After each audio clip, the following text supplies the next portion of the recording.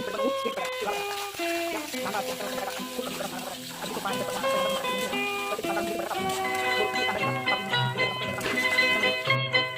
टाकून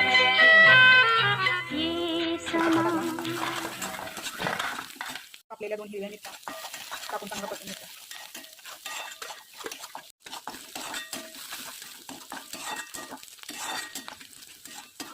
छान असा कांदा परतून घेतला आहे. आता आपण ते त्याच्यामध्ये थोडी कोथिंबीर, थोडी हळद आणि चवीनुसार मीठ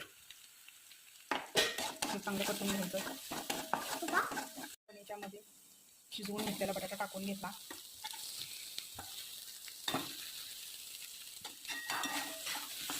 तो चांगला परतून घ्यायचा. बटाटा चांगला परतून घ्यायचा आणि झाला आहे आपली तयार बटाट्याची भाजी.